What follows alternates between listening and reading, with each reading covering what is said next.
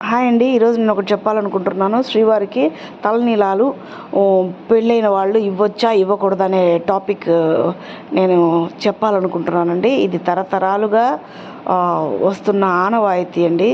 ఆది నుంచి వస్తున్న సాంప్రదాయం. శ్రీవారికి తలనీలాలు అనేవి ఇచ్చేవి. వేల మంది ప్రతిరోజు ప్రపంచ నలుమూలల నుంచి వచ్చిన వాళ్ళు ఈయన దగ్గర వేలల్లో తలనీలాలు అనేది సమర్పిస్తుంటారండి. అదేవిధంగా ఆడవాళ్ళు అనేది ఆడవాళ్ళు కూడా ఇస్తారండి. ఆడవాళ్ళు ఇవ్వకూడదు అని చెప్పే రూల్ ఏమీ లేదు.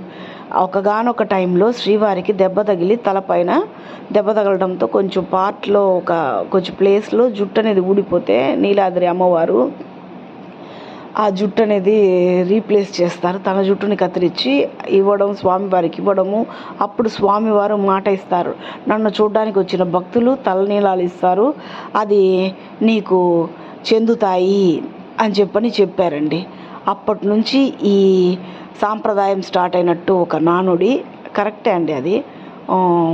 అట్లా ఆ విధంగా భక్తులు అనేవాళ్ళు తమ అందాన్ని ఆయన కాళ్ళ దగ్గర పెట్టి తలనీలాలు అనేవి సమర్పించి వాళ్ళ భక్తి శ్రద్ధలు చాటుకుంటున్నారండి స్వామివారి ముందు. స్వామి కూడా వాళ్ళకి తగ్గట్టుగా వాళ్ళకి అనుగ్రహిస్తాడన్న ఒక నమ్మకం అండి. ఇప్పుడు ఒక కాలేజీకి వెళ్ళే పిల్లలని చెప్పంటే ఇప్పుడు కొత్తగా వాళ్ళు చేసుకోలేరు కాబట్టి 3 కత్తులు అనేది కూడా అందుబాటులోకి వచ్చింది. మొత్తానికి నేను చెప్పదలుచుకున్నది ఏంటంటే తలనీలాలు ఇవ్వడంలో ఎవరో ఒకరు మొక్కుబడిగానో ఏదో బిడ్డకు బొళ్ళు బాగలేదని చెప్పనంటే అక్కకో చెల్లికో ఏదో ఒక రీజన్తో తలనీలాలు సమర్పించుకోవచ్చు. అది ఈ స్వామి వారికే చెల్లుతుంది, వేరే ఎక్కడికంటే కూడా. అది పుణ్యకార్యమే కానీ చేయకూడదనే రూల్ ఏమి లేదండి. చేసినంత మాత్రాన అది చెడు మాత్రం కాదండి. అంతా మంచి జరుగుతుంది.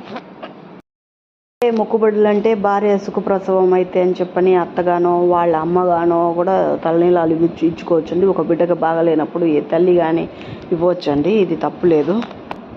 ఇంకా సాధారణంగా కాలేజ్కి స్కూల్కి వెళ్ళే పిల్లలకి అందుబాటులోకి 3 కత్తెరలు 3 పిడికిళ్ళు అనేది చెప్పి తెలియకనే తెలుసు అందుబాటులోకి వచ్చున్నాయని చెప్పని. ఇవి తప్పు కాదండి. దేవుడి ముందు మన భక్తిని ఎలా చాటుకుంటున్నాం అనే దానికి ఉదాహరణ ఇది.